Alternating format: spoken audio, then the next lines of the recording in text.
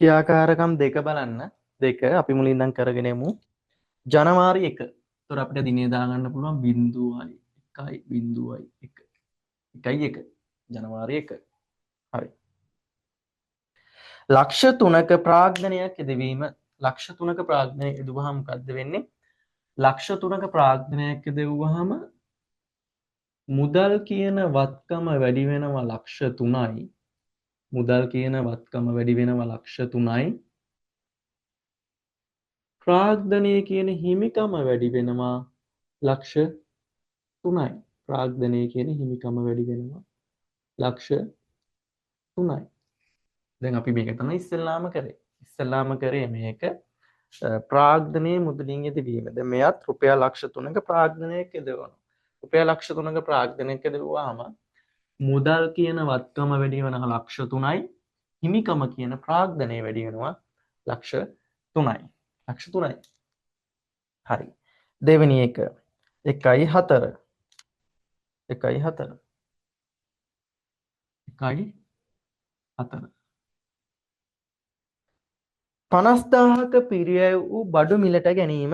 50,000ක පිරිය වූ බඩු ටිකක් ගන්නවා. ඒ කියන්නේ ව්‍යාපාරයට බඩු ටොගයක් ගන්නවා. ව්‍යාපාරයට බඩු ටිකක් ගන්නවා 50,000ක. ඒ කියන්නේ සැපියුම්කරුවාට සල්ලි දීලා ගන්න හොඳේ. ණයට නෙමෙයි. සල්ලි දීලා ගන්න. සැපියුම්කරුවාට. 50,000 සැපියුම්කරුවාට දෙද්දි ව්‍යාපාරයේ මුදල් කියන වත්කම අඩු වෙනවා 50,000. සල්ලි පිටතට ගලා යාමක් තියෙනවනේ ව්‍යාපාරේ. ඒතර මුදල් කියන වත්කම අඩු වෙනවා 50,000යි. මෙහින් බඩු ටිකක් ව්‍යාපාරයට එද්දි තොගේ කියන වත්කම වැඩි වෙනවා. ඉස්සරහදී වෙනම කතාවක් තියෙනවා. දැනට තොගේ කියන වත්කම වැඩි වෙනවා 50,000යි. තොගේ කියන වත්කම වැඩි වෙනවා 50,000යි. එතකොට ඒක වත්කම් වලට විතරයි බලපාන්නේ. ඔව් වත්කම් වලට විතරයි බලපාන්නේ. හිමිකම් වලකින් නෑ බලපාන්නේ. එතකොට වත්කමක් අඩු වෙලා වත්කමක් වැඩි වීමක් තමයි වෙන්නේ. මෙතනින් 50,000 මෙහෙට යනකොට මෙහින් 50,000ක බඩු ටික ව්‍යාපාරයට එනවා. ව්‍යාපාරයට එනවා. ඒතර මුදල් කියන වත්කම ඍණ 50,000යි. තොගේ කියන වත්කම වැඩි වීම ධන 50,000යි. ධන 50,000යි. 1.9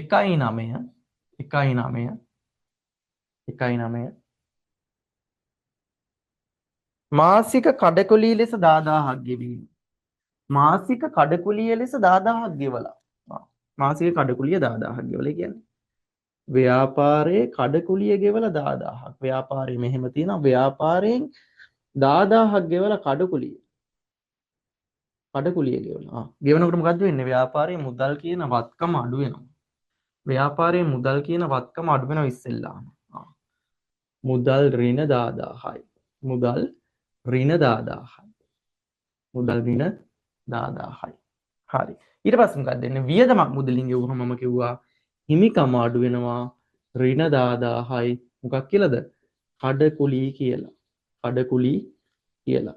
එතකොට මුදල් ඍණ 10,000යි හිමිකම ඍණ 10,000යි කඩකුලී කියලා. හිමිකම ඍණ 10,000යි කඩකුලී කියලා. එතකොට මුදල් ඍණ 10,000යි හිමිකම ඍණ 10,000යි කඩකුලිය කියලා. කඩකුලිය කියලා. හරි. හොඳට බලාගන්න මේක ඉතාමත් වැදගත්. මේ දැන් මම කියන ගනුදෙනුව පාස් පේපර්ස් වලට ඇවිල්ලා තියෙනවා. විභාගයට මේ සම්භාවිතාවය 90%ක් විතර. මේ වගේ ගනුදෙනුවක්. හරිද? මොකද්ද තියෙන්නේ? රුපියල් 40,000ක භාණ්ඩ තොගය 60,000කට විකිණීම. මෙහෙමයි. 40,000ක බඩු තොගය 60,000කට සල්ලි වලට විකුණලා. මෙහෙමනේ වෙන්නේ. සැපියුම්කරුවාගෙන් ව්‍යාපාරයට අරන් තියෙන්නේ රුපියල් 40,000ක බඩු. ඒ කියන්නේ 40,000ක් දීලා තමයි අරන් තියෙන්නේ ව්‍යාපාරයට. හැබැයි ව්‍යාපාරයේ විකුණන්නේ දැන් 40,000ක් දීලා තමයි අරන් තියෙන්නේ. 40,000ක බඩු ටිකක් අරන් තියෙන්නේ. හැබැයි ව්‍යාපාරයෙන් විකුණන්නේ 40,000ටම නෙමෙයි. 40,000ටම විකුණනොත් එහෙනම් ව්යාපාරයට ලාභයක් නැහැ. එහෙම වැඩක් නැහැ. 40,000ක බඩු ටිකක් ඒ කියන්නේ සැපියුම්කරුවාගෙන් 40,000කට ගන්න බඩු ටික විකුණනවා 60,000කට සල්ලි වලට විකුණන්නේ. එතකොට කස්ටමර් සල්ලි දෙනවා අපිට. පිරිවැය රුපියල් 40000ක වූ බඩු තොගය 60000කට විකිණීමක් තියෙන්න ඕය. ඒ කියන්නේ ව්‍යාපාරයේට 40000ක බඩු ටික 60000ට විකුණන. ඒ කියන්නේ සැපියුම් කරුවාගෙන් 40000ට මෙයාට 40000 දීලා තමයි අරන් තියෙන්නේ. හැබැයි ගත්තේ ගානටම අපි විකුණන්නේ නැහැ නේ. ලාභයක් තියාගෙන අපි විකුණන්නේ. 60000කට විකුණනවා සල්ලි වලට. බලන්න හොඳට බලන්න මේක 40000ක භාණ්ඩ තොගයක් 60000කට විකිණීම. දාන්නේ මෙන්න මෙහෙම. තොගේ කියන වත්කම අඩු වෙනවා 40000යි. තොගේ කියන වත්කම අඩු වෙනවා 40000යි. මුදල් කියන වත්කම වැඩි වෙනවා 60000යි. මුදල් කියන වත්කම වැඩි වෙනවා 60000යි. ඇයි ඒ? දැන් 40000ක් අඩු වෙන්න එපා. දැන් රුපියල් 40000ක බඩු ටිකක් අඩු වෙනවා. 60000ක් ව්‍යාපාරයට එනවා. 60000ක් ව්‍යාපාරයට එනවා. ව්‍යාපාරයට එනවා. තොගේ අඩු වෙනවා 40000යි. තොගේ කියන වත්කම අඩු වෙනවා ඍණ 40000යි. මුදල් කියන වත්කම වැඩි වෙනවා 60000යි. 40000ක බඩු ටිකක් 60000කට විකුණාම 20000ක ලාභයක් තියෙනවා. 20000 දානම හිමිකමට ධන 20000යි වරහන් ඇතුලේ ලාභය. ලාභය. ලාභය. ඔන්න ඔහම තමයි දාන්නේ. ඔන්න ඔහම තමයි දාන්නේ. මොකද්ද වෙලා තියෙන්නේ? ව්‍යාපාරයට ගරන් තියෙන 40000ට බඩු ටික ගරන් තියෙන 40000. දැන් ටී-ෂර්ට් එකක් රුපියල් 600 විතර තමයි ගන්නෙ. හැබැයි අපි විකුණන්නේ 1400. හරිද? ඒ වගේ තමයි. 40000කට ගන්නේ විකුණන්නේ 60000කට. එතකොට ව්‍යාපාරයේ තොගේ කියන පිරිවැයෙන් අඩු වෙනවා. තොගේ අඩු වෙනවා 40000යි. තොගේ කියන වත්කම අඩු වෙනවා 40000යි. ධන 60000යි. මෙයා අපිට සල්ලි දීලානේ ගන්නේ. ව්‍යාපාරයේ මුදල් කියන වත්කම වැඩි වෙනවා ධන 60000යි. ලාභය ධන 20000යි. තුනක් තියෙනවා. ඔළුවේ තියාගෙන තුනක් තියෙනවා මේ කාරණාවට. මේ කාරණාවට මේ තියෙන්නේ රුපියල් 40000ක පිරිවැය වූ බඩු තොගයක් 60000කට අත්පිට විකිණීම කියන ගනුදෙනුව. අත්පිට විකිණීම කියන ගනුදෙනුව. 19 එකයි 19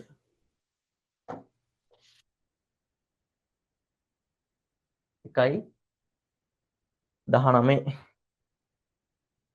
එකයි 19 එකයි 19 එකයි 19 එකයි 19 මොකද තියෙන්නේ? ලක්ෂ 3ක බැංකු ණයක් ලබා ගැනීම. බැංකු ණයක් ලබා ගැනීම අපි තීරි කාරණාවේදී අපි කරා. දෙවෙනි ගනුදෙනුව අපි කරුවා. පළවෙනි පිටුවේ යටම තියෙන දෙවෙනි ගනුදෙනුව. ලක්ෂ 3ක බැංකු ණයක් ලබා ගැනීම. ලක්ෂ 3ක බැංකු ණයක් ගද්දි මොකද්ද වෙන්නේ? ලක්ෂ 3ක බැංකු ණයක් ගද්දී ව්‍යාපාරයේ මුදල් කියන වත්කම වැඩි වෙනවා ලක්ෂ 3යි.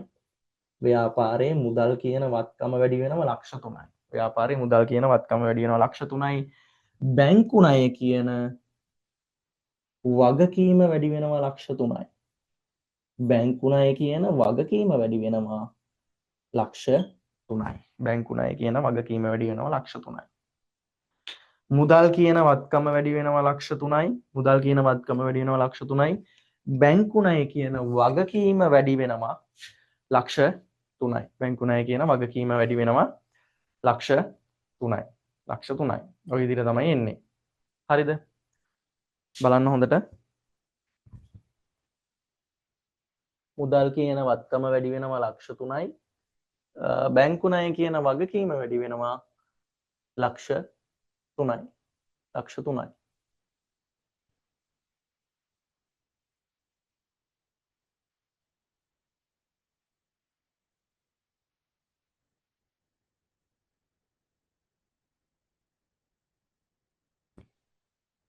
ලක්ෂ 3යි.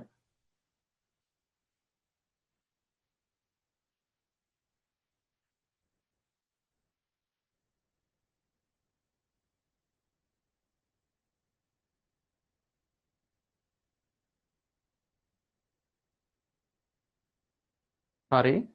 ඊට පස්සේ මේ පැත්තේ දාගෙන යමු. අපි දැන් ඉඩ නැහැ. ඔයා පහළට තමයි දාගෙන යනවා. පහළට දාගෙන යන්න. මම මෙතනින් නැවත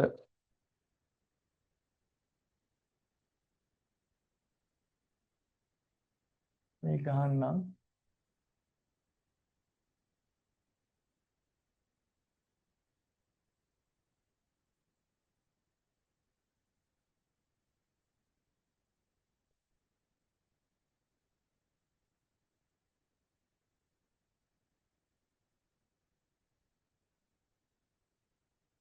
හිමිකම ධන වගකීම.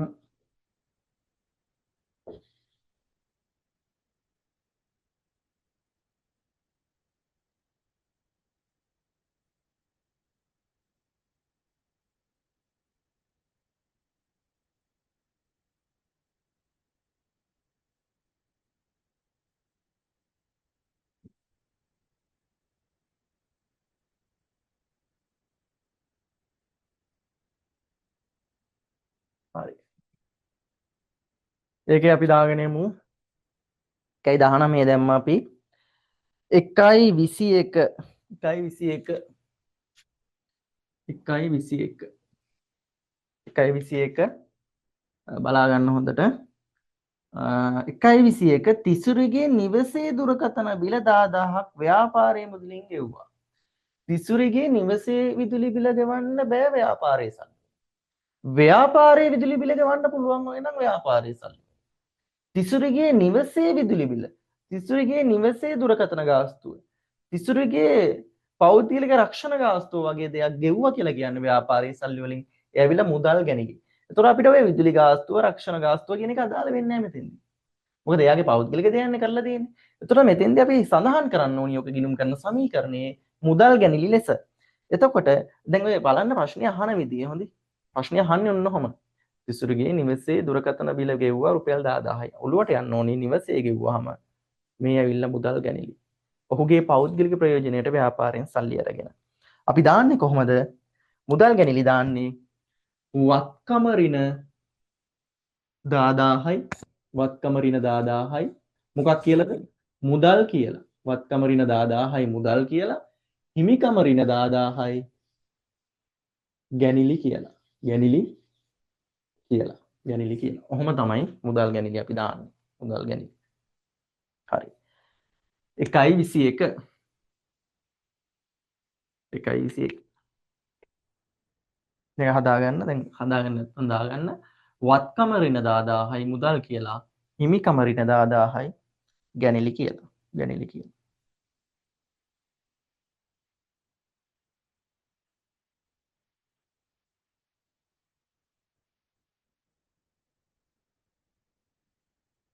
හරි.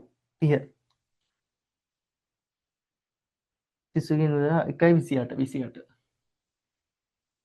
1.28 ඊට පස්සේ තියෙනවා ණය ගැතියෙකුගෙන් 30000ක් ලැබීම. ණය ගැතියෙකුගෙන් 30000ක් ලැබෙනවා කියලා කියන්නේ මොකද්ද? ණය ගැතියා කියන්නේ කවුද? ව්‍යාපාරය විසින් ණයට මොන හරි විකුණලා තියෙනවා. මේ කස්ටමර් කියලා තියෙනවා මට කියන්නේ මේ ව්‍යාපාරය. හොඳයි ඔයාට කියලා තියෙන පස්සේ සල්ලි දෙන්නා කියලා. ණයට විකුණුමක් තියෙන මේවා ඉතින් මම මේ වැඩිදුර කියන්නේ මේවා ඇවිල්ලා ගිණුම් කරන්නේ හැඳින්වීමේ තියෙන දේවල්. මේ කවුද ණය ගැතියා? ණය ගැතියා ඇති වෙන්නේ කොහොමද? ව්‍යාපාරය විසින් ණයට භාණ්ඩ විකුණනහම. ව්‍යාපාරය විසින් ණයට ගනුදෙනු කරුවාට බඩු ටික විකුණාට පස්සේ ව්‍යාපාරය විසින් මෙයාට නමක් දානවා ණය ගැතියා කියලා. ණය ගැතියා කියන්නේ ව්‍යාපාරයට වත්කම. වත්කම. එයා මේ සල්ලි දෙන අවස්ථාවක් මේ තියෙන්නේ උතන. ණය ගැතියා 30000ක් ලැබුණා. ඒ කියන්නේ ණය ගැතියන්ගෙන් 30000ක් ලැබුණා. මෙයා 30000ක් මගේ ව්‍යාපාරයට ගෙනත් දෙනවා. අන්න ඒ ගනුදෙනුව මේකට දාන්න ඕනේ. මෙයා 30000ක් මට ගෙනත් දෙද්දි මොකද්ද වෙන්නේ? මෙයා 30000ක් මට ගෙනත් දෙද්දි ව්‍යාපාරයේ මුදල් කියන වත්කම වැඩි වෙනවා 30000යි. ව්‍යාපාරයේ මුදල් කියන වත්කම වැඩි වෙනවා 30000යි. හරි. තව මොකද්ද වෙන්නේ? මෙයාගේ ණයගැතිභාවය අඩු වෙනවා 30000කින්. ඇයි? මෙයා සල්ලි දුන්නට පස්සේ නැවත මෙයා සල්ලි දෙන්නේ නැහැ මට. එතකොට මෙයාගේ ණයගැතිභාවය අඩු වෙනවා 30000යි ඍණ 30000යි ණය ගැති කියලා. එතකොට ඒක බලපාන්නේ වත්කම් වලට විතරයි. ණයගැතියෙකුගෙන් 30000ක් ලැබුණාම ව්‍යාපාරයේ මුදල් කියන වත්කම වැඩි වේ 30000යි ණයගැතියා කියන වත්කම අඩු වේ 30000යි ණයගැතියන්ගෙන් මුදල් ලැබීම.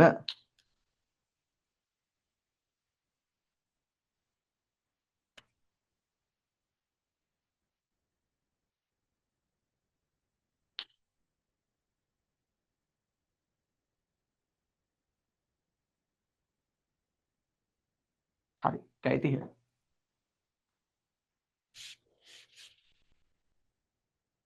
බැංකු ණය පොලිය ගෙවනවා. බැංකු ණය සඳහා වූ මාසික පොලිය ලෙස 5000ක් ගෙවීම. බැංකු ණය පොලිය කියන්නේ වියදමක්. බැංකු ණය පොලිය කියන්නේ වියදමක්. බැංකු ණය කියන්නේ වගකීමක්. බැංකු ණය පොලිය කියන්නේ වියදමක්. බැංකු ණය පොලිය. ඒතර බැංකු ණය පොලිය ගෙව්වා 5000යි. බැංකු ණය පොලිය ගෙවද්දි මොකද්ද වෙන්නේ? ව්‍යාපාරයේ සල්ලි වලින් ගෙවන්නේ. ව්‍යාපාරයේ මුදල් කියන වත්කම අඩුවේ 5000යි. ව්‍යාපාරයේ මුදල් කියන වත්කම අඩු වෙනවා 5000යි. හිමිකම ඍණ 5000යි. බැංකු ණය පොලිය කියලා බැංකු ණය පොලිය කියලා හරියට ලියා ගන්න. මුදල් ඍණ 5000යි හිමිකම ඍණ 5000යි බැංකු ණය පොලිය කියලා වියදමක් මුදලින් ගෙවීමක් තියෙන්නේ. එතකොට වත්කම් ඍණ 5000යි මුදල් කියලා හිමිකම ඍණ 5000යි බැංකු ණය පොලිය කියලා. බැංකු ණය පොලිය කියලා. ඒතර ඔයා මේක මේ පැත්තේ මේ ගානි ධම්ම පල්ලෙහාට හදාගෙන ඉන්න ඕනේ එකක් හොඳේ. දැන් මම ඊට නැති නිසා තමයි මේ පැත්තට ගත්තේ. ඒතර බැංකු ණය පොලිය ගෙවුවාම මුදල් කියන වත්කම ඍණ 5000යි බැංකු ණය පොලිය කියන වියදම නිසා හිමිකම ඍණ 5000යි. 1.30 ව්‍යාපාරයේ විදුලි බිල සඳහා 5000ක් ගෙවීම. ව්‍යාපාරයේ විදුලි බිල ගෙවුවාම 5000 මොකද්ද වෙන්නේ? ඒකත් වියදමක් මුදලින් ගෙවීමක් තියෙන්නේ. රුපියල් 5000ක වියදමක් මුදලින් ගෙවීමක් තියෙන්නේ. එතකොට ඍණ 5000යි මුදල් කියලා ඍණ 5000යි 5000 නේ තියෙනවා උඩේගෙත් 5000 යටගෙත් 5000 විදුලි බිල කියලා විදුලි බිල කියලා වරහන් ඇතුලේ දානවා. එතකොට විදුලි බිල රුපියල් 5000ක් ගෙවුවාම මොකද්ද වෙන්නේ? මුදල් ඍණ 5000යි මුදල් කියන වත්කම අඩු වෙනවා ඍණ 5000යි හිමිකම අඩු වෙනවා ඍණ 5000යි විදුලි බිල කියලා. විදුලි බිල කියලා. එතකොට මුදල් කියන වත්කම අඩු වෙනවා ඍණ 5000යි හිමිකම අඩු වෙනවා ඍණ 5000යි විදුලි බිල කියලා. විදුලි බිල කියලා. විදුලි බිල කියලා. හරි. ඔන්න ගනුදෙනු ටික දැම්මා. හරිද? දැන් අපි අර තීරි කොටසේ කතා කරපු නැති සමහර ගනුදෙනු මෙතෙන්දී ආවා. ඒතර ඒ වගේම තව අලුත් ගනුදෙනු ඉස්සරහා තව ගණන් වලදී හම්බ වෙනවා. හම්බ වෙනවා. එතකොට මේක මේ ඔළුවට තව ගණන් හදාගෙන ගිහිල්ලා ඔළුවට දාගෙන වැඩක් නැහැ. මේකම දැන් ඔය කරපු ටිකම නැවත නැවත ඔයා තනියෙන් බලන්න ඕනි. මේ ගානම බලාගෙන හරි කමන්නේ නැවත ඔයා හදන්න ඕන. හරිද? එතකොට තමයි මේක පුළුවන් වෙන්නේ. නැත්තම් ආයෙ ළඟ දවසේදී ආය අමතක වෙන්න පුළුවන්. ගනුදෙනු. ගනුදෙනු ටික තමයි ආදේශ කරන්න තියෙන්නේ. ව්‍යාපාරික සිදුවන ගනුදෙනු. මේ තියෙන්නේ ව්‍යාපාරයක සිදුවන ගනුදෙනු. ගනුදෙනු. එතකොට ඔය විදිහට දාගෙන යන්න තියෙන්නේ. දැන් මම මේක එහා පැත්තටත් ගෙනිච්ච පොඩ්ඩක්. මේ විදිහට තමයි ගනුදෙනු ටික ඒ කියන්නේ ලස්සනට දාගෙන එන්න තියෙන්නේ ඔයාට. හරිද? එතකොට දැන් අපි ගනුදෙනු 1 2 3 4 5 6 7 8 9 ගනුදෙනු 9ක් මම ගන්න. 9ක් අපි දාගෙන ආවා. මේ විදිහට තමයි ගිණුම් කරන සමීකරණ වලට ඔයාට මේක ආදේශ කරන්න තියෙන්නේ හරියටම ලස්සනට. හරිද? මේක හරියටම ලස්සනට ගනුදෙනු දීපුවාම ගිණුම් කරන සමීකරණයට ආදේශ කරන්න තියෙන්නේ මේ විදිහට. මොන හරි තේරෙන්නේ නැති තියෙනවා නම් අපි දාන්න මැසේජ් එකක් දාලා අහන්න. මේ විදිහටම ගිණුම් කරන තව ගණන් ටික මම කරන්නම්. දැනට ඔයා මේ කරපු ටික ටියුට් එකේ ටිකයි මේ ගානයි නැවත බලන්න. ඊට පස්සේ මම 16 17 18 පාස් පේපර්ස් ගණන් ටික හදලා YouTube එකේ දාලා තියෙනවා. ඔයා ගැනිලි කියන එක දේ දන්නේ නැත්නම් YouTube එකේ බලන්න පුළුවන්. ණය ගැතියා ණය හිමියා කියන්නේ මොකක්ද කියලා තේරෙන්නේ නැත්නම් ඒකත් YouTube එකේ වීඩියෝ එකක් විතර දාලා තියෙන එක බලන්න පුළුවන්. මේ ටික හොඳටම බලාගෙන හරියටම ගිණුම් කරන ටික හරියටම අල්ලගෙන යන්න අනිවාර්යයෙන්ම ලකුණු හොඳ ලකුණක් ගන්න පුළුවන් ඔයාට. මේ ටික මැගෑරුණොත් එහෙම ලකුණු ගන්න බැරි වෙනවා හරියට. ඒකට අවසාන මොහොතේ කොට නැගුණාම අලුතින් ආයෙ අල්ල ගන්නවා කියලා එකක් කරන්න අමාරු නිසා. හරි. අද අපි පන්තිය නවත්තනවා. මොකක් හරි ප්‍රශ්නයක් තියෙනවා නම් අහන්න මැසේජ් එකක් දාලා මට කියන්න. මම ආයෙ ලින්ක් එකක් දාන්නම් ඉස්සරහදී. සමීකරණ ටික ඉතිරි ගණන් ටික මැගෑරුණු ටික තියෙනවා නම් ඒ ටික සම්බන්ධ කරගන්න. හරි ළමයි. උස්සන්න හැමෝටම.